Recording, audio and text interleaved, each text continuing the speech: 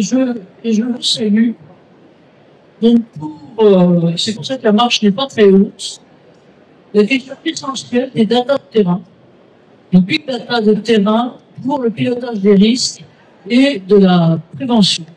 Et donc, c'est alors, pour ceux qui nous connaissent un peu, nous on a une pratique qu'on appelle les UX forums. Les UX forums, c'est, on est toujours ensemble de l'utilisateur, c'est UX, et forum, toujours plusieurs points de vue, parce que finalement, il n'y a pas de vérité unique, mais il y a plusieurs expérimentations, et déjà d'autant plus sur les questions de data qu'on est en train de progresser pas mal. Donc voilà nos intervenants. Vous aurez alors mon président qui est très pudique, qui est devant et qui vous être sur scène, qui s'appelle Jacques Bouvet, qui est là. Moi, je m'appelle Anne-Marie Lemaire, et donc du cercle entreprise et santé. Et puis, nous avons 30 ténors, et on est très très fiers sur la question des data. Alors, juste pour vous dire, et oui, peut-être que moi, ça marche.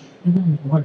Donc, juste pour vous dire qu'en fait, on est là dans notre troisième session d'un cycle qu'on a monté spécialement sur ces 3 jours, et qui est l'avenir du pilotage des risques professionnels, sera data-driven ou ne sera pas. Et je dois dire que j'ai piqué l'expression à Sébastien Denis, qui est au milieu aussi pour cette raison-là, parce qu'on a les mêmes obsessions de l'importance des data. On partage tous les 4, finalement, et sans doute avec vous, pour le pilotage des risques professionnels et plus globalement de la santé au travail. Donc voilà, on a un grand plaisir d'accueillir alors au centre et pas Laurent Dernier, parce que c'est comme les data, ça peut aller dans tous les sens. Là, c'est Sébastien Denis, donc qui est là et mis lors de la séquence de parole, et donc Sébastien Denis, et il est ingénieur, il est parfait, plutôt agro, donc ça nous aime bien, donc voilà. Et il est directeur de la direction santé, environnement, travail de Santé publique France, et qui est une création de pas récente, ça fait 2-3 ans, c'est ça, la création de cette direction. Et ben voilà, et donc, où de façon quand même préfigurante, on avait là déjà la convergence des enjeux de travail et des enjeux d'environnement. Laurent, alors mis à part que c'est un vieux complice, presque, lui, il est directeur général de service de santé au travail. Alors, il va nous dire, oui, mais je suis un petit service de province. Ben, en tout cas, c'est un très, très grand dans l'action, très grand dans l'action et dans l'action sur les data, et c'est le service interprofessionnel de prévention et santé travail de Forest Dordogne. Il apparaît-il beaucoup de brouillard en ce moment. Donc merci à lui d'être arrivé malgré tout ça. Et puis Baptiste, pourtant il est un peu régional de l'État, quand même ici, est le plus proche. Donc Baptiste, lui va représenter, j'allais dire, l'avancée sur les data, non pas santé travail, data plutôt ergonomique de ce côté-là, et donc d'une start-up, j'allais dire, qu'on connaît nous depuis sa création, en fait, et c'était Analytics, et qui, d'ailleurs, les fondateurs, qui sont des Français, l'avaient monté, à Manchester, si la mémoire est exacte. Alors, faut que je me remette derrière, si vous pouvez y aller, oui, ça serait bien. Donc voilà. Moi, ça, c'est moi, donc, le cercle entreprise et santé. On peut passer à la suivante. Je vais vous expliquer en 2 secondes ce qu'est le cercle. Donc, le cercle, on a monté ça avec notre président, il y a 2006, hein, il a fait déjà globalement un petit moment, et avec 2 axes, donc en interne, donc j'allais dire qu'on se réunit, pardon, c'est un peu ostraciste, mais entre nous, tous les mois, tous les 2e mercredis du mois, pour regarder l'avenir, c'est ce sont les membres là. Donc par exemple, la fois prochaine, ce sera avec Christiane qui je la cite, de ce point. La question des plateformes de l'offre de plateformes de santé, de soins de travail, particulièrement en santé mentale. La fois dernière, on avait déjà des choses sur des questions de data et de RH. Sur la fin du mois de décembre, ça sera avec tous les guillemets, parce que je ne sais pas trop où on est, on a répété plusieurs mois, c'était quelle conjoncture, quelle orientation va choisir la France en matière de santé-travail, puisque théoriquement, les lois sur le budget devraient être votées, et on en saura un petit peu plus sur l'application ou non des normes européennes, des fameuses normes CSRD, donc voilà, c'est ça. Et en janvier, on fait intervenir un autre grand prospectiviste qui s'appelle Daniel Kaplan sur l'entreprise qui vient de là. Voilà. On veut qui en est. Alors voilà, je vais bien continuer. On a quelques obsessions que je vous indique là. La première, c'est que, alors, peut-être pas seulement parce que je suis grammairien, mais on veut toujours santé-travail. C'est-à-dire, c'est quoi la santé au travail? C'est la santé globale au travail. Parce que, ça, on a vu le changement de 2018, en gros, même les RH, il y avait bien intégré à ce moment-là, et que finalement, les demandes des salariés et des travailleurs plus azimuts, c'est de ne pas être saucissonné à la j'ai la santé hospitalière, là, j'ai la santé de la famille, et là, j'ai la santé de travail, je veux tout. Et donc, c'est aussi en forme, c'est très grande transformation de la relation de travail. Une autre difficulté, je veux dire, l'autre difficulté pour les employeurs particulièrement, c'est de pouvoir avoir à la fois donc, leurs obligations et leurs prescriptions à eux en termes de santé de travail, mais ils sont complètement pris, alors on l'a hyper vu avec la vague Covid, voilà, les allégations de santé publique sont aussi totalement inquiétantes. Comment est-ce qu'on fait avec tout ça? Et comment est-ce qu'on arrive finalement comme voilà, mélanger l'intérêt général et la performance et la solution basée sur le data, et voilà pourquoi votre fil est verte. On va passer les suivants assez vite, puisque en gros, là sont les quatre sessions, vous pouvez passer les suivants, les quatre sessions qu'on avait eues cette semaine et cette fois-ci. Donc aujourd'hui, ce sont les data de terrain, donc on est vraiment sur le terrain. Et demain, on prendra, qui va être aussi totalement irrigué par les data, la question des permacrises et du management dans un cercle. Voilà. Donc voilà pour en gros, pour mon intro, bon voilà, ce que je vous disais là, c'est l'intégration qui est complètement au cœur, j'allais dire, particulièrement des services interentreprise, mais des autres en matière de santé au travail, c'est l'intégration avec la santé publique, avec les conditions de travail. Et comme vous le savez, tout ça c'est valable non seulement non seulement pour les salariés directs, mais aussi pour les salariés indirects, c'est-à-dire les sous-traitants, justement, et toutes les structures ont une obligation de reporting aussi sur ces points-là. Voilà. On avance, en suivant, si vous voulez bien, merci, et pardon, voilà. Et donc, on va passer la parole à Laurent. Alors, tu as dit ce que tu veux, donc, voilà. Et donc, Laurent, peut-être, moi je ne connais pas tes vies antérieures, mais Bon, alors merci du bon accueil. J'ai réussi à monter de Provence jusqu'à Paris. Anne-Marie a toujours la bonne idée de coller au terrain et pas mieux qu'un service interentreprise de terrain pour vous parler un petit peu de ces questions de data. Un peu de big data, il y a encore quelques temps. Alors, c'est un déploiement que j'ai fait avec notre médecin coordinateur, le docteur Nikies. Je ne suis pas médecin, mais on est assez raccord sur cette question de niveau entre piloter de la donnée administrative, toute l'organisation numérique derrière, et ensuite la partie pathologie et médicale. Alors, tout cela est possible. Je tiens à noter le DMST, pour ceux qui s'adressent au dossier médical santé travail, le versant DMD côté supérieur. C'est obligatoire en numérique depuis novembre 2022. Disons la nouveauté. C'est à partir de là seulement que tous les services de santé au travail de France, donc les 17 millions de travailleurs salariés, ont un dossier numérique. Ça veut dire qu'avant, ça devait être papier. Donc, c'est la donnée morte. Elle est perdue. Avant hier. Parce qu'on arrive à faire des choses beaucoup plus efficaces. Donc, c'est assez récent. Aujourd'hui, je donne simplement sur, comme dit Anne-Marie, un petit service de santé. C'est toi qui l'as écrit sur ton truc, alors je reprends ironiquement. Un dossier de médecine du travail. C'est dans le temps. 100 à 120 items. Vous multipliez par le nombre de salariés, je pense qu'à peu près 50 000 dans le territoire, c'est 15 à 20 millions d'items potentiels qui peuvent se croiser, s'analyser, se requêter, seront plus intelligents si on les fait parler. Je parle de ce petit territoire. Vous imaginez, vous multipliez France entière si on arrive à avoir quelque chose. Par 90. À peu près. Donc, on appelle ça un océan de données, une forêt primaire qui n'est pas encore complètement ciblée. Et qu'est-ce qu'on peut en faire? Alors, je vous refais voir le coup qu'on a fait dans un prévent car on n'a pas fait non plus pour les autres. Mais je vous donne la suite, parce qu'on avance toujours. Il y a des données qu'on a présentées, et je vais vous en donner d'autres beaucoup plus récentes, vous allez voir, qui sont intéressantes. Celles-ci, elles viennent purement de nos bases, dans un petit département qu'on appelle un Corel, et qui travaillait sur les inaptitudes. L'idée, c'était de vérifier si on avait la bonne tendance, pour dire, nos inaptitudes que nous notifions dans les services de travail, d'où elles viennent, quels sont les âges, pourquoi, est-ce qu'il y a une forme de causalité, est-ce qu'il y a un petit peu d'éléments qui peuvent nous permettre peut-être de prévenir ces inaptitudes.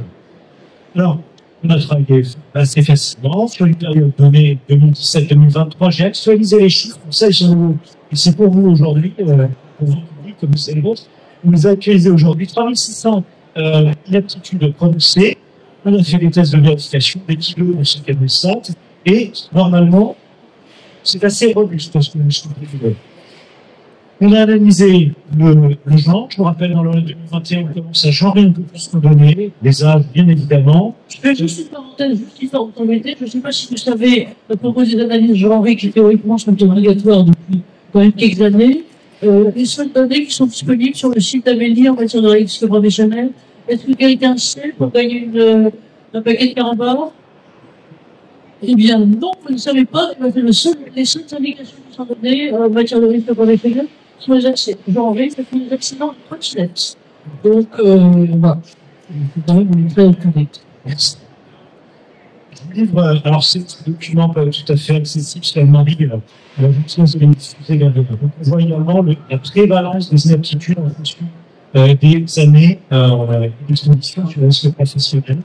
Alors, pourquoi c'est intéressant pour nous? Ça nous permet d'orienter les actions de terrain. On a un projet pluriannuel de service. On pilote en général sur 4-5 ans. Mais on ne sait pas au doigt mouillé. Enfin, avant, c'est un peu le cas. Aujourd'hui, on essaye quand même de dire, nous, quelques ressources, nos médecins, nos infirmiers, où est-ce qu'on va les utiliser le mieux possible? On arrive à le faire si on fait la prévention de l'insertion professionnelle avec ça. Et on a fait des découvertes assez sympa parce qu'au sein du secteur BTP, de l'inaptitude vous avez, mais la population de couvreurs était surreprésentée. Elle ne pas vérifier encore 4 fois, mais c'est le cas. Alors pourquoi? On a essayé ensuite d'analyser sur quel type de pathologie. Ça, le diagramme que je vous mets derrière, ça reste là-bas, mais ça reste un peu plus de temps. 2 tiers d'inaptitude en France, troubles musculo-squelettiques, c'est l'antichèvement vous parlez, risque psychosocial, stress, burn-out, vous verrez. Avec ça, vous avez déjà fait les dossiers. Pour le reste, ça se fera. Sur le retour en emploi, on a calculé aussi le taux de retour en emploi en fonction de l'âge par rapport à une aptitude. Sans surprise, plus vous êtes âgé et inapte, plus c'est dur de retrouver un emploi. Tout cela, c'est des instinctifs. Maintenant, on arrive à l'objectiver. Et donc, qu'est-ce qu'on arrive à faire sur voilà, le petit service de province, comme je disais, on arrive à suivre une spécificité. Les couvreurs, ils sont apparus parce qu'on a analysé nos propres données et des problématiques particulières sur certaines pathologies. On parlait des fibromyalgies. Ça, c'est ce que je viens d'actualiser. Ça, c'est la slide que je vous présente pour vous aujourd'hui. C'est la forêt primaire pour en cacher le monde. Ça suffit pas nos données qu'on a dans le service de prévention et de santé au travail. Il faut qu'on les couple avec d'autres. C'était le prédiction qui pourrait nous donner des éléments. Mais là, j'ai réussi à alors, pas les arracher, simplement, il faut les demander. Parfois, ils sont pas dans le donnant. Ils prennent nos CARSAT. Alors, il y a une CARSAT, mais je dirais, il y a 2 CARSAT. Il y en a une qui avait l'info, et d'autres qui l'avaient pas. Alors, j'ai pris celle qui l'avait dans la CARSAT Centre-Ouest, autour de Limoges. Et bien là, j'ai réussi à trouver des choses assez intéressantes parce que, vous ne croyez pas, les maladies professionnelles, leur notification, et bien, nous, les services de santé au travail, on les a pas. Il n'y a pas de feedback retour, notification de l'attitude, mais la CARSAT ne renvoie pas forcément ces éléments. Il faut aller la demander, il faut aller la retraiter. Et qu'est-ce que ça nous dit? Eh bien, ça nous dit des choses vraiment intéressantes que je n'aurais pas eu si je n'avais pas requêté des données qui n'étaient pas dans mon champ, pas les miennes, mais si je les croise avec d'autres. Eh bien, par exemple, sur on appelle ça le scoop, tableau 57, c'est le musculo-squelettique, l'algie, etc. Vous les connaissez par cœur. Eh bien, en fait, la population, le secteur d'activité qui ressort, c'est autour de l'industrie de la filière bois. Étonnant, c'était pas. Moi, je regardais les EHPAD, donc là, au service à la personne. Un peu le BTP, parce que c'était tarte à la crème. Ben, pas tout. C'est pas cet endroit-là où il y a une prévalence qui est vraiment significative. Et je ne le peux faire qu'avec de l'analyse croisée d'autres données de santé. Donc, c'est très important pour nous. Ça nous pilote nos projets de service. ça alloue les moyens et les ressources humaines qui sont distribués de manière paritaire, je rappelle ça, c'est le travail, ce sont les entreprises qui cultivent, en autonome ou en interne, et sans ces données, je pilote moins bien. Et en plus, il y a français tel label, et c'est génial. Alors, on va en profiter pour peut-être pour te poser juste une ou deux questions pour un petit mois, mais pas tout de suite. Ça, c'est un effort de compétence. On a bien compris qu'en fait, on n'était pas tout seul, tu es avec, aussi avec ton génial, que je ne connais que par vidéo, médecin, coordonnateur. Tous les unités et comment vous l'appliquez concrètement, je dirais, avec les différents membres des équipes et l'autre. L'idée est de manière croisée. Normalement, les médecins du travail bien constitués avec des équipes publiques cherchent dans les projets de service à travailler sur des données un peu factuelles pour éviter de perdre. Moi, quand on embauche un psychologue du travail de plus, un ergonomie de plus, moi, ça brille, hein. C'est pas aussi simple que ça au niveau du conseil d'administration. Il faut que je démontre que l'on a vraiment besoin de ces ressources. Donc, il faut que je m'appuie sur de la donnée factuelle. Et là, c'est un contexte. Je leur dis, si j'ai besoin d'un ingénieur de plus, tiens, un toxicologue industriel sur la fibre bois, voilà pourquoi. C'est pas une lutte. Le médecin coordonnateur, l'excellent docteur Michael, c'est que je fais ce diapo, se bagarre lui aussi pour obtenir des moyens. Moi, j'essaie d'écrire le conseil d'administration et me positionne ensuite l'équipe publique. Il est évident que là, on a fait un pas de côté. C'est une donnée que j'ai depuis un mois, pas plus. On est en train de revenir. On ne va pas passer des boulangers, on va pas les abandonner tout de suite avec leur farine glucosée. On va les faire autre chose, mais je ne peux pas laisser cette filière connaissant cette information sans ressources derrière. Et peut-être que je vais réutiliser le toxicologue industriel à cette fin. Un sur le lien. Donc, je vous parlais également. Ces données papier qui étaient mortes à la cave de forêt primaire de papier qui sont sévères de Noisy, il y a 3-4 ans, je l'ai dit, elle est morte. C'est comme les PDF que nos éditeurs logiciels nous disent, tiens, on a tout rendu, sans PDF, c'est inexploitable. Il y a aujourd'hui, par relecture, on arrive quand même à me rendre, ils arrivent à me dire les médecins, c'est quand même dommage, arrive à me dire, on arrive quand même à retraiter certaines choses, ça demande beaucoup de retraitement, ça le fait de manière pondérée, avec parcimonie et ciblée, mais j'arrive quand même à interpréter maintenant ce qui n'était pas exploitable dernièrement. Donc, on a de la donnée fraîche, et pas possiblement donné, si vous faites une longitudinale, et à trouver une trajectoire, c'est ancré dans le temps, de rechercher quelques archives, certains secteurs d'activité. Vous voulez rajouter quelque chose ou non?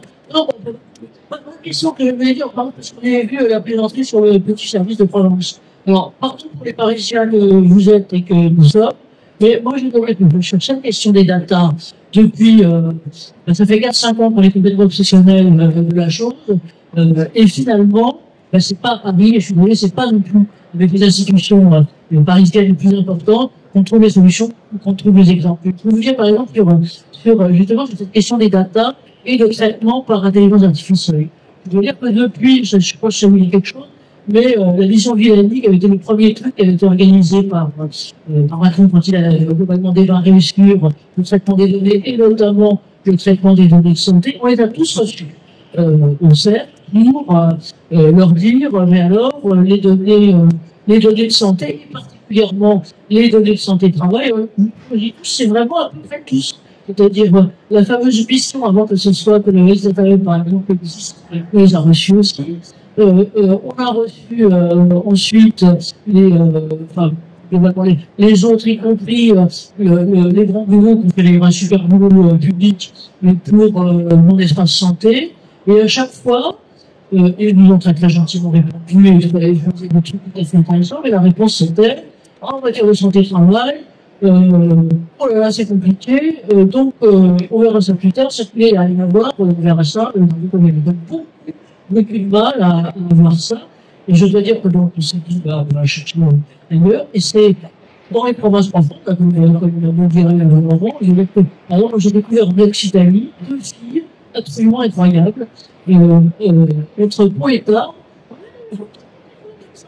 et qui ont réussi à tracer, j'allais dire, 25 d'abord, mais pas dans les plus de 30, 25 services inter-entreprises de santé au travail, pour venir me dire, désolé, ça serait bien sur les données, puis là, il manque ça, il manque ça, il manque ça.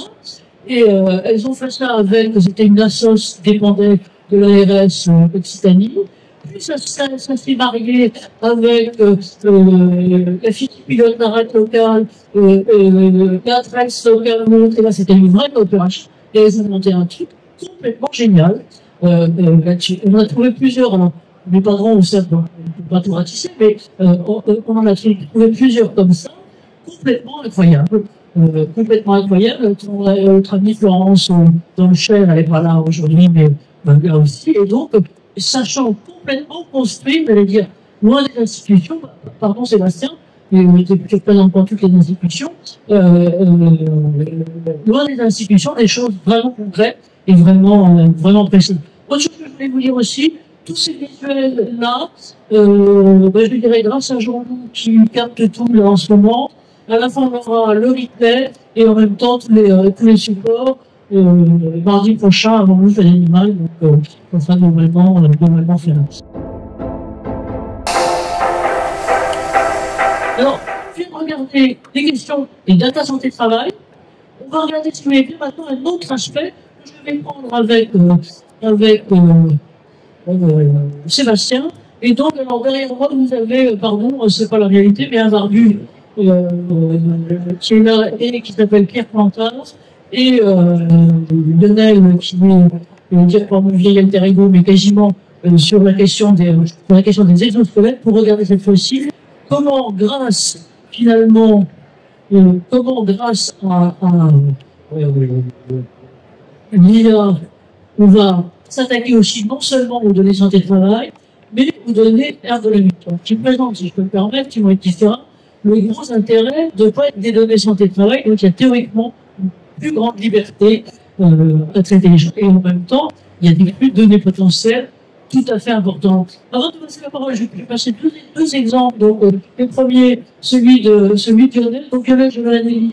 Certains vous le connaissez parce qu'il est très connu en matière d'innovation et de dispositifs d'assistance. Et comment est-ce qu'il utilise l'IA?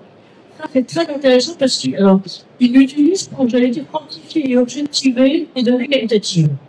Donc, par exemple, quand vous mettez des exosquelettes ou des dispositifs comme ça, on a trouvé beaucoup de mal pour être bien capté après les entretiens ce que disent les gens qualitatifs. Et il a réussi, en faisant bosser un certain nombre d'ingénieurs, des jeunes d'ingénieurs, non seulement d'intelligence artificielle, mais plus précisément en traitement automatique du langage, a fait une synthèse avec les occurrences qui sont vraiment les grands critères qui comptent, par exemple, pour choisir des exosquelettes de façon tout à fait intéressante. Donc ça, c'est le premier, je n'en dis pas plus. On va le retrouver après chez Lionel, merci là. Et l'autre exemple qu'il a, alors là, j'allais dire, les noms de marques ont été censurés, mais par exemple, il bosse, et moi je me suis depuis 2017, en gros, qu'il a redémarré. Il teste, alors l'intérêt, il y a des grandes structures, c'est qu'ils ont les moyens de tester des équipements. Et donc, il a testé depuis 5 ans, maximum plus, il teste des exosquelettes, et la grande question, c'est comment est-ce qu'on objective les critères de choix? Parce que les gus vont vous dire, soit que vous faites faire plaisir, c'est vachement bien, ou bien vous avez les premiers lieux dans le sens qui disent non, ça sert à rien. Et donc, comment vous faites ça? En fait, en utilisant à la fois des capteurs physiques et les capteurs de computer vision, il a pu étalonner les choses et donc établir des notes et des critères pour savoir à quel poste c'est établi de façon tout à fait scientifique. Et dans le même genre, si on peut passer la sous-titre bien, ouais. Est-ce que fait un mot sur ce sujet-là? Ouais. Sur ce sujet-là, justement, le même développe et travaille aussi sur l'intelligence artificielle, pour pouvoir, sur la base de la reconnaissance visuelle, faire de l'agrégation du poste de travail avec l'exosquelette. C'est-à-dire que demain, sur la base d'une vidéo, vous tournerez d'une situation de travail, le système d'intelligence artificielle sera capable de vous dire, bah là, par rapport au contrainte que l'on observe dans la situation, tel exosquelette est plus adapté. Parce qu'il va plutôt protéger l'épaule, parce qu'il va plutôt protéger le dos. C'est la contrainte qu'on constate dans la situation actuelle. Donc, l'IA va permettre aussi de faire de l'agrégation de matériel par rapport à des contraintes, et ce qui va permettre d'arranger la vie des ressources. Et les objectifs, merci pour la transition, parce que le suivant, c'est en gros exactement ça. C'est un autre système, et donc c'est le garçon dont je parlais tout à l'heure qui s'appelle Pierre Plantard, et donc lui, moi je l'ai connu en barboteuse il y a quelques années, il était un chercheur Il était doctorant, je ne sais pas trop, en ergonomie et innovation. Et donc, sur ce type de système, par exemple, pour bien évaluer les risques, et là, il a fait dans une structure, je dirais, automobile, ça permet, en gros, de vraiment bien analyser, de tirer des conclusions sur le nombre d'analyses de postes, par un système de computer vision, et donc de construire des indicateurs qui ne soient pas que au doigt mouillé, qui ne soient pas que au sondage. Et j'allais dire, en France, on a une plus grande tendance à confondre les deux, qui sont les enquêtes. C'est bien de faire des enquêtes, mais il y a toujours des problèmes d'échantillons, des problèmes de trucs, et les vrais data. Et là, on est en chemin avec les vrais data. Voilà un exemple. L'autre, un peu passer vite, parce que c'est le même genre. Cette fois-ci, celui-là, parce que tu peux aussi, c'est en même temps une aide à l'investissement. Le problème, c'est que derrière, il y a des équipements qui coûtent cher, et autres, qu'est-ce qu'on en fait? Là, par exemple, il s'agissait de réaménager des postes de travail, et là, notamment des analyses en computer vision et des simulations, ça permet d'aider aux investisseurs. Voilà, maintenant, la parole est à toi. J'ai mis 2-3 trucs pour expliquer ce que tu faisais là-dessus, notamment, alors pour les plus petites entreprises, si tu peux expliquer pour les nuls aussi ce que c'est le TMS2, tu reviendras après, ça sera bien. À toi. Je vais revenir sur ce sujet. Alors, j'avais pris une petite vidéo, apparemment elle se lance pas, mais c'est pas grave, vous allez vite comprendre le principe. Donc concrètement, on développe des technologies un peu comme celle qui vient d'être présentée côté Pierre Pantard et Nouvelle-Ci, des technologies qui nous permettent justement sur la base de la reconnaissance visuelle, c'est-à-dire on signe une situation de travail, on a des photos de situation de travail, de faire de l'analyse automatisée. C'est-à-dire qu'on va avoir un avatar virtuel qui va être reproduit sur le mouvement du travailleur, en automatique par la technologie, et qui va intégrer des standards en ergonomie, des Oula, des REBA, des standards que vous connaissez en règle générale. Et cet avatar animé va finalement changer de couleur en temps réel en fonction des mouvements qui sont effectués par les travailleurs. Donc déjà, d'une part, avant même de rentrer dans le sujet de la data, il y a un sujet extrêmement pédagogique. C'est-à-dire que quand vous montrez à un travailleur cette vidéo de lui en train de travailler avec des changements de couleur en temps réel, c'est extrêmement pédagogique pour l'aider et l'aider à identifier des situations qui sont contraignantes et qui peuvent potentiellement dégrader sa santé pour pouvoir aller vers des pratiques plus vertueuses. Donc, première fonctionnalité, aider, accompagner les collaborateurs vers une prise de conscience. Alors, vous parlez de la partage et de la récupération, pour dire que ça, c'est très important.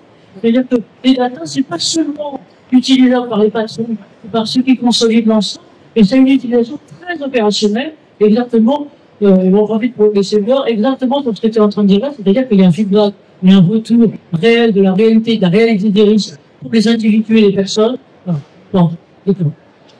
Donc, au-delà de la partie qui est opérationnelle et des travailleurs qui vont avoir un bénéfice direct à l'usage de ces technos, le grand sujet, c'est plutôt comment les réseaux HSE, les réseaux préventeurs, les réseaux ergonomes dans les entreprises vont pouvoir appréhender et utiliser ces technologies pour rendre leur travail plus efficace, plus performant, plus simple et, je dirais, avoir une plus grande efficacité des démarches HSE. Je vais vous parler d'un exemple, là dans le cadre du dispositif TMS Product que je vais vous expliquer juste après, où on a un partenaire qui nous contacte parce que il est ciblé par ce dispositif. Donc concrètement, je vais vous raconter le dispositif tout de suite, ce sera plus simple. Le dispositif TMS Product, c'est un dispositif qui est mis en œuvre par les CARSAT et la CRABIS également, pour cibler des entreprises qui génèrent entre guillemets beaucoup de TMS. Je vous la fais plus. Ces entreprises sont ciblées par rapport à leurs données d'accidentologie. Donc en gros, quand vous êtes ciblé par la CARSAT, vous n'avez pas le choix. Vous devez mettre en œuvre un certain nombre d'actions, des actions qui sont identifiées et accompagnées par la CARSAT et par l'INRS pour pouvoir vous fournir des outils d'analyse et une démarche concrète qui va vous permettre de vous engager durablement dans les démarches de prévention des troubles musculo-squelettiques. Je ne vais pas plus dans le détail. Concrètement, qu'est-ce qui se passe? On a de nombreuses entreprises qui sont ciblées, mais qui n'ont pas forcément la ressource, qui n'ont pas forcément l'expertise, qui n'ont pas forcément les connaissances pour pouvoir s'inscrire durablement dans cette démarche-là. Il y a tout un tas de formations qui sont proposées par des instituts de formation extrêmement compétents pour aider les entreprises à répondre à ces problématiques. Mais il n'empêche que c'est chronophage, c'est complexe quand on n'est pas ergonome de pouvoir répondre à ces problématiques de troubles musculo-squelettiques. Et globalement, les entreprises sont relativement vite découragées par ce dispositif.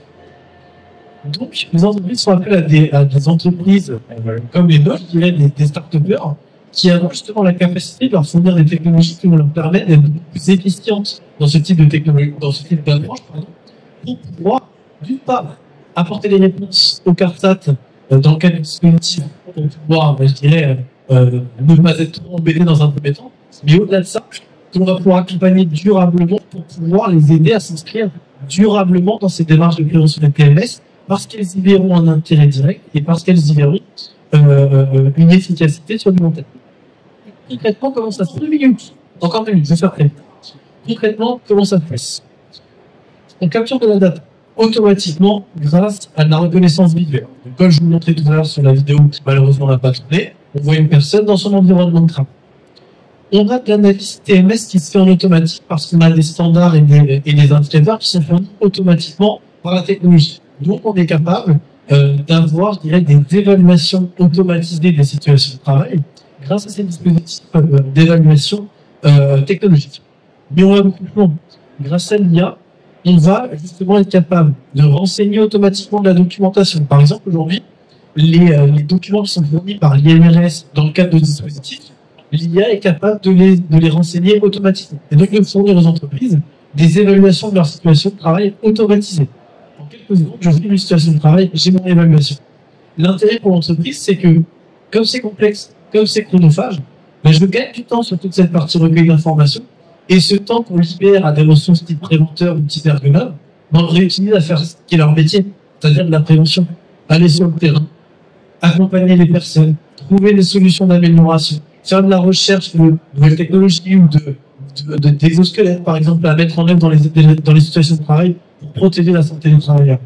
Donc concrètement, on copilote les démarches de prévention grâce à la techno, on capture de la data, on analyse de la data, on automatise des process chronophages et qui apportent peu de valeur ajoutée pour les ressources en ergonomie ou en prévention, et on recentre l'activité des préventeurs sur ce qui apporte vraiment de la valeur et ce qui apporte du sens pour leur métier et pour les entreprises et pour les travailleurs aussi sur le terrain.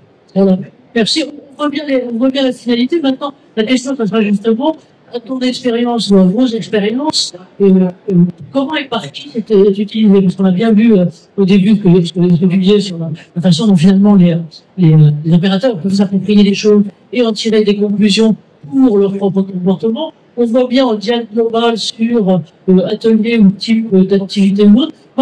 C'est toujours cette consolidation de données, on va passer peut-être juste de droit à une phrase, mais pas plus pour être en consolidation de données là-dessus.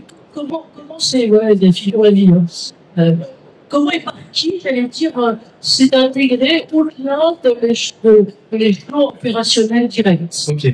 Je vais essayer de pas mettre trop de virgule dans ma phrase, mais concrètement. Normalement, la phrase idéale fait 13 mots. La phrase idéale, c'est 13 mots. Laisse-moi calculer quelques secondes, parce que je pense que je vais dépasser un tout petit peu. Alors, concrètement, on va avoir différents niveaux en fonction des entreprises, en fonction des usages. On va avoir des entreprises qui vont vraiment utiliser cette technologie comme des outils d'experts, donc plutôt ergonomes, préventeurs, certaines expertises à certains niveaux. Et on a des entreprises qui ont moins de ressources en prévention et donc qui vont se décharger sur le terrain et sur la production. Et dans ce cas-là, notamment dans le BTP, on va souvent avoir des chefs de chantier qui vont être les utilisateurs des technologies parce qu'on va leur demander d'allumer des cartes de sécurité, ce genre de choses. Mais pour ça, il faut qu'il y ait du contenu en données d'entrée.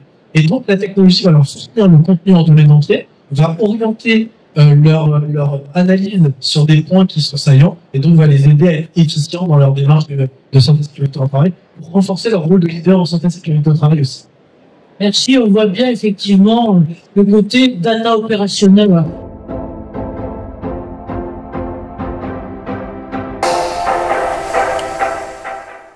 Donc si tu peux effectivement, si tu veux bien passer le micro peut-être à Sébastien Denis, voilà.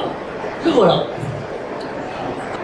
Alors, je ne suis pas une start-up et je ne suis pas un service de prévention et de santé au travail, je suis ici en représentant d'une institution. Donc déjà, c'est mal barré. Et je ne suis pas tout à fait à Paris, je suis à Saint-Maurice. Oui, c'est pas parisien. Donc, la data, et les deux interventions précédentes ont très bien montré l'intérêt de la data à des fins de prévention. Parce que, effectivement, donc Santé publique France, on agit à un levier peut-être un peu différent qui est celui du terrain. On agit pour pouvoir évaluer et faire évoluer, on espère, au profit de la santé des travailleurs, pour ce qui est de la santé au travail, les politiques public en lien avec le travail, et que donc la data, en tant qu'agence d'expertise, est effectivement le carburant un peu de l'attraction.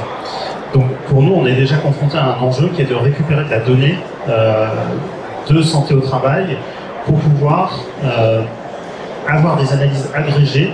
Et Laurent, tu l'as très bien démontré à l'échelle de ton service de prévention et de santé au travail, mais pour pouvoir avoir une réflexion qui se porte non pas sur l'individu, puisque cette donnée de santé au travail, initialement, elle est faite à l'échelle d'un individu, mais bien faire un pas de côté pour pouvoir agréger ces données et faire des analyses par métier, par secteur d'activité, pour pouvoir effectivement influencer des politiques de prévention. Et je pense que la data, elle est bien là pour appuyer des actions, donc des actions en matière de politique publique, de prévention de la santé des travailleurs, ou des actions de prévention très concrètes. Et je pense que l'exemple que tu as donné en termes d'Amalie est un très bon exemple. Donc vraiment, la data, c'est pour moi le cœur, et au-delà du raisonnement qu'on doit avoir sur l'affectation des ressources, etc., finalement, effectivement, il faut qu'elle soit construite pour protéger la santé des travailleurs et doit en ce sens répondre à des enjeux d'éthique qui me semblent particulièrement importants quand on parle de santé, qui est la protection de la santé des travailleurs dans le respect aussi de la confidentialité des données. Et donc cet enjeu autour des data, forcément, il est fondamental. Donc on a un enjeu d'accès à la data et d'avoir, pour nous qui sommes une institution publique, accès à des données, c'est-à-dire pouvoir entrer dans les entreprises. Et donc à ce titre, les statistiques fournies par les services de prévention et de santé au travail sont essentielles. On collabore avec ces services par biais de travaux qu'on appelle par biais de dispositifs de surveillance que sont les maladies à caractère professionnel, qui permettent de rendre visibles des pathologies qui ne sont pas déclarées par le régime des AT-MP. Parce qu'il y a cet enjeu aussi de rendre visible ce qui n'est pas vu par les statistiques officielles de la sécurité sociale ou de la MSA. Donc toutes ces parties de risque en fait qui ne sont pas reconnues et qui donc est fondée sur la connaissance permise par l'action des services de prévention et de santé au travail. Donc pour nous, rendre visible l'invisible, en fait, c'est un enjeu majeur en termes de data, parce que c'est très bien ce que tu as montré sur les TMS, mais on pourrait se dire aussi que sur les TMS, on a pléthore de données, on connaît des actions de prévention, alors là je caricature parce qu'il y a certainement des choses à affiner, etc. Par contre, si on prend l'exemple des risques liés à des changements climatiques, et je prends l'exemple d'un article qui est paru dans le Monde il y a quelques jours sur des travailleurs qui ont subi des vagues de chaleur, et donc l'inspection médicale du travail en 2023 a remonté 11 décès attribuables à la chaleur, alors qu'en population générale, sur la même période, on a eu 5000 décès. On peut se dire, il y a peut-être un petit delta qu'on ne voit pas. Et on est sur la mortalité. On a fait des essais pour essayer de quantifier les impacts sur la morbidité. Impossible, parce que les circonstances les circonstances de survenue de venue en fait à l'hôpital, dans les services d'urgence, ne flaguent pas la circonstance d'exposition au travail. Donc là, on voit qu'à la base, il y a un déficit d'information. Et donc, il faut qu'on puisse travailler aussi avec les cliniciens, les hospitaliers, pour pouvoir leur dire, il faut améliorer le codage, en fait, alors ce qui représente une charge de travail complémentaire et supplémentaire, et que souvent on nous oppose ça. Mais si on veut avoir de la data, c'est absolument essentiel qu'à la base, en fait, nous, on puisse avoir des informations qui nous remontent sur ces données-là. Deuxième aspect, donc on parle santé, mais la data, et si on veut vraiment que cette data appuie des politiques de prévention, ce ne doit pas être qu'une data de santé. Il faut que ce soit une data qui soit combinée à des connaissances sur l'environnement. Tu l'as très bien illustré avec la partie ergonomie. Donc c'est-à-dire qu'il faut qu'à un moment donné, ces données de santé qui doivent respecter les principes juridiques et éthiques, bien sûr, de la délimisation, de respect de la confidentialité, de la protection des personnes, doivent être aussi couplées à des données sur le poste de travail, par exemple. Où Anne-Marie, tu parlais des interactions et des convergences entre santé publique et santé au travail, mais aussi d'autres données qui sont plutôt en lien avec la santé publique. Et donc, il y a un enjeu d'interopérabilité entre ces différentes bases de données. Donc, on a le système national des données de santé, le SNDS, qui a fait un grand pas en avant sur la mise en commun des données de santé. On a sur l'aspect environnemental, et je ne parle pas que de la santé au travail, le Green Data Forest, qui a été possible grâce au Plan national santé environnement 4 et qui a constitue une plateforme de mise à disposition de l'ensemble des données environnementales. Donc on voit qu'on converge effectivement sur la création de big data, enfin de grandes bases de données, qui vont permettre... Des entrepôts de données. Des entrepôts de données. Des entrepôts de données, et nous, notre grand rêve, voilà, c'est qu'on ait des entrepôts de données santé-travail. Voilà. Pour l'instant, c'est pas le cas.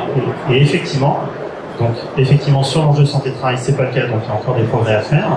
Et l'IA, l'intelligence artificielle, constitue une opportunité, à mon sens, absolument cruciale pour aller sur l'exploitation, l'interopérabilité des bases de données. Enfin, en fait, ces bases doivent répondre à un principe qu'on appelle FAIR. FAIR, c'est un acronyme anglais pour Findable, donc trouvable, accessible, interopérable, réutilisable. Et on en est loin parce que parfois c'est des formulaires papier, parfois c'est des PDF, et donc là l'intelligence artificielle générative va pouvoir vous aider effectivement à exploiter ces informations, ce qui est essentiel pour retracer les carrières des individus, puisqu'on sait très bien que la latence entre une exposition et l'apparition d'une pathologie sur un cancer, elle peut être parfois de plusieurs dizaines d'années, 30 ans, 40 ans. Donc là, c'est des opportunités absolument fondamentales. Le comité consultatif national d'éthique a émis un avis en 2019 sur l'utilisation massive des données de santé et éthique, et donc recommande bien sûr de surfer sur ces opportunités, tout en préservant les principes d'éthique, ce qui doit être au cœur de notre réflexion quand on est un professionnel de la santé publique et de la santé au travail bien sûr, mais qu'en tous les cas ce sont des opportunités formidables pour progresser dans la connaissance. Parce que je pense qu'on est confronté effectivement à un contexte d'environnement général où un certain nombre de risques vont s'accroître. Je vais parler des risques psychosociaux par exemple. Là, c'est des choses qu'on ça sera l'une des questions qu'on mettra à jour tous ensemble sous la grosse loupe. Il y a plein de choses qui se font là-dessus. Et pour pouvoir justement avoir des données exactement comme on en a eu, j'allais dire à la limite sur le Covid, parce que c'est devenu un enjeu de santé publique mondial, au même titre que, j'allais dire, des pathologies physiques très fortes. Voilà. Et donc pour terminer, effectivement, la data, c'est un élément clé pour mettre en place des politiques de prévention et des politiques des appuis aux politiques publiques pour faire évoluer ces politiques publiques dans le sens de la protection des travailleurs. Encore faut-il que les données soient visibles, c'est-à-dire qu'on puisse les acquérir selon des protocoles qui permettent de garantir la qualité et la robustesse des données. Il ne suffit pas d'avoir des données qui se mesurent n'importe comment, il faut qu'elles soient prévues et robustes. Et dans l'exploitation, fait appel aux principes fondamentaux de l'éthique et du droit. Merci Sébastien. Alors, on voit bien, finalement, là c'est un peu la synthèse de ce que sont finalement les deux types de grands besoins auxquels vous répondez. De ton côté, Baptiste, c'est vraiment les besoins opérationnels de pouvoir guider, prévoir, prédire, empêcher notamment la pénibilité, ça c'est encore une fois une autre chose de vous. Et puis, de ton côté, sur un territoire qui est large et avec, je dirais, à la fois une grande multifactorialité, multisectorialité tout à fait importante, de pouvoir aussi monter à la fois des opérations non seulement de diagnostic, mais de prévention. Alors,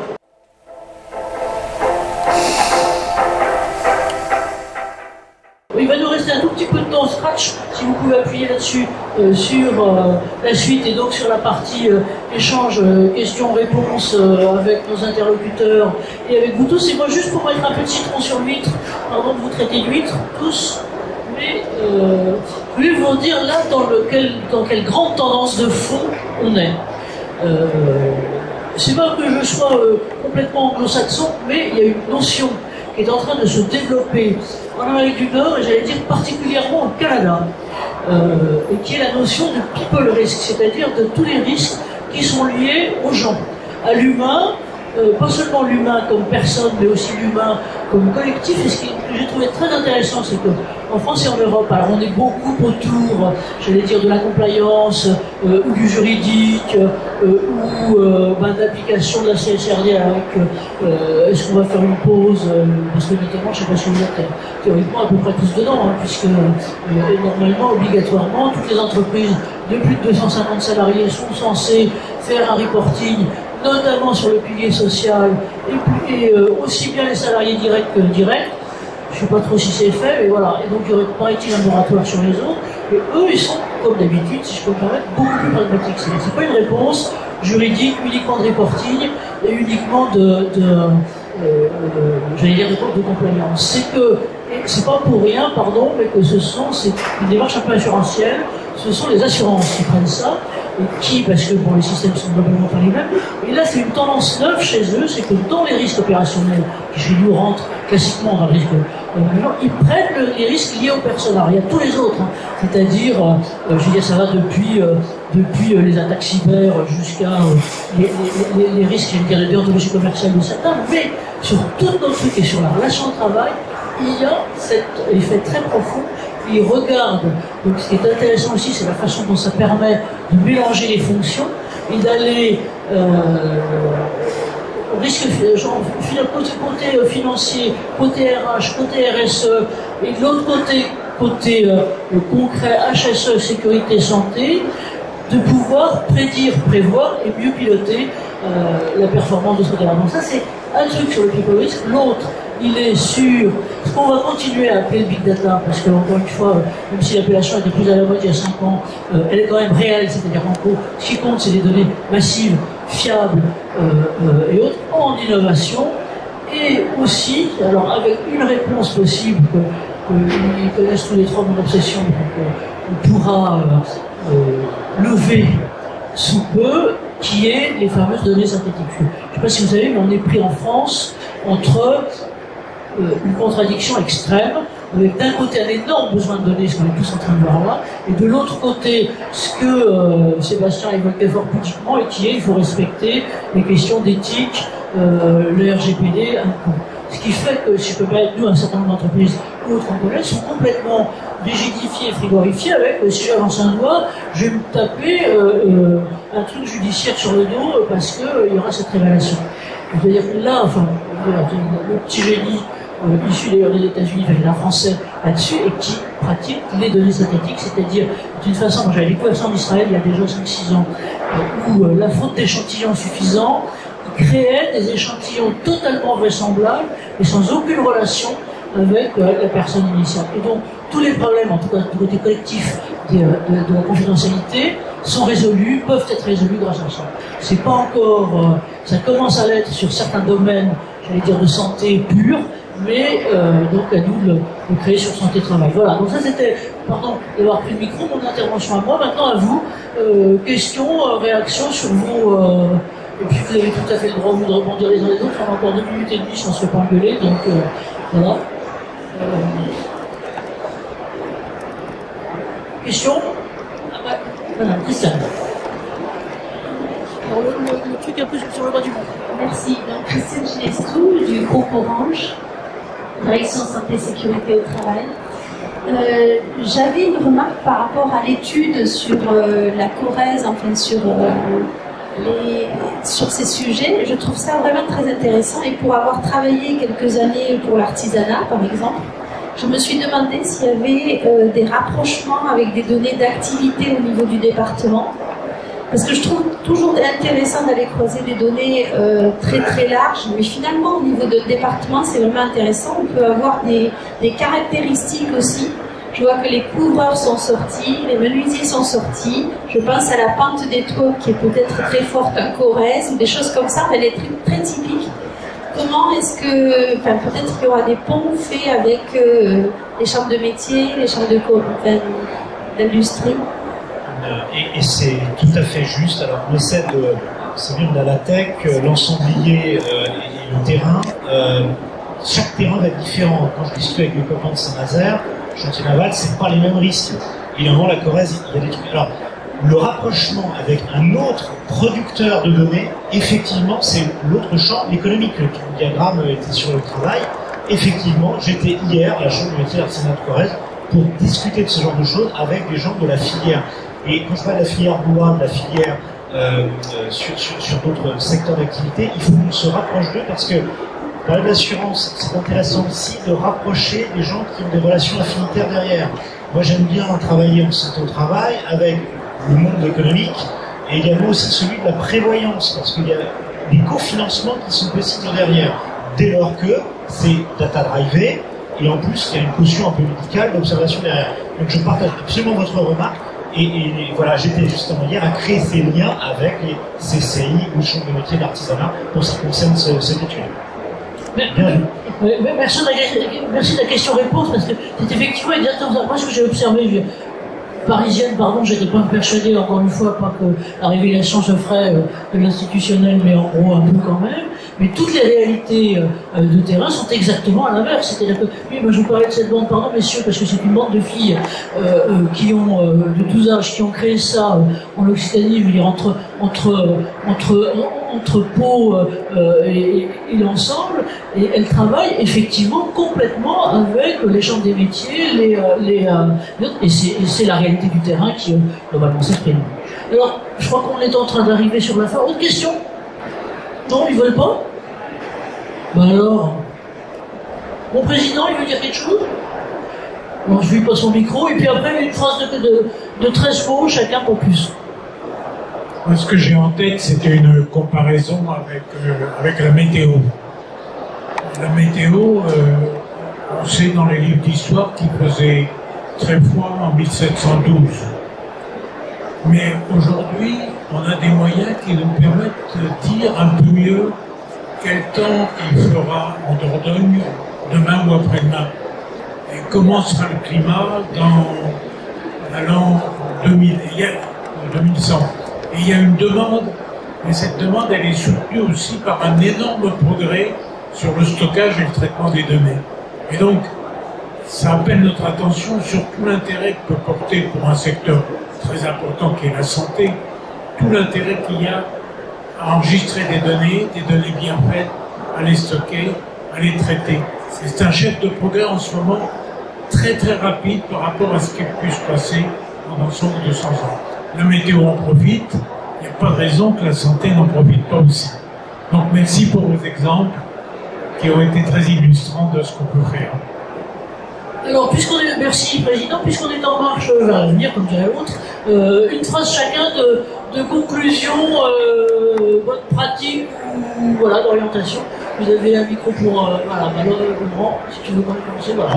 En 13 mots, ce qu'on fait avec ces données, c'est de la science. Donc, il y a des choses qui vont s'infirmer, des choses qui vont être réfutées, des choses qui vont être confirmées.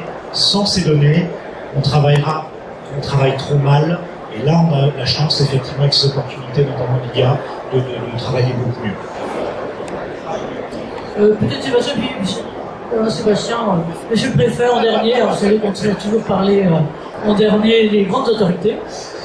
Alors, en conclusion, en quelques mots, et plus une anecdote qu'une conclusion finale, la semaine dernière, j'ai écouté une conférence aux États-Unis, peu importe, sur justement les approches data-driven. Et ce que disait la personne qui prenait la parole, c'était la révolution de la data et la révolution de l'intelligence artificielle, c'est un peu une révolution comme celle qu'on a connue à l'époque de l'imprimerie. Juste pour que vous imaginez à quel point on est en train de révolutionner les choses dans ces approches. Donc, globalement, prenez le train dès le départ, donc prenez pas le train en marche, parce que l'intelligence artificielle est en train de révolutionner le monde dans lequel on vit, et donc il est vraiment important de s'y intéresser demain. Et de pas s'asseoir en pensant que tout sera fait par l'intelligence artificielle. Sinon, comme tu dis, le train sera passé et on ne sera pas dedans.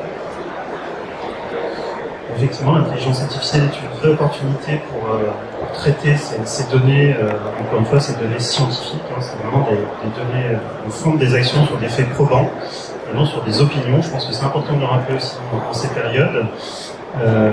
Et que ces données doivent servir de levier, ces données de santé doivent servir de levier pour agir dans l'objectif de protéger la santé des salariés, puisque c'est évidemment ce qu'on cherche à faire en premier lieu à des fins d'optimisation des process et éventuellement de rendement également, puisque c'est du co-bénéfice. Je pense que c'est important de le dire, une data bien construite, c'est aussi dans un objectif de co-bénéfice à la fois pour la santé du travailleur, mais pour l'entreprise également.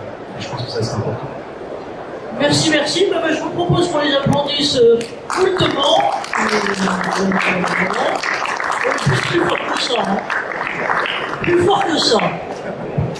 Et donc un grand merci à vous. Merci à vous tous. Et donc prochaine étape, replay support sur le site du cercle. Normalement, on devrait avoir vos adresses mail, donc on pourra vous en informer. Mais ça, vous l'aurez sur le site à compter du 13. Et puis surtout, on compte sur vous pour la suite et pour continuer dans les prochaines étapes. Et si jamais vous aimez, vous avez à subir des crises et autres, ben c'est demain. En tout cas, un grand merci à tous les trois. Vous avez été géniaux dans les temps impartis. C'est plutôt très bien. Merci à vous tous.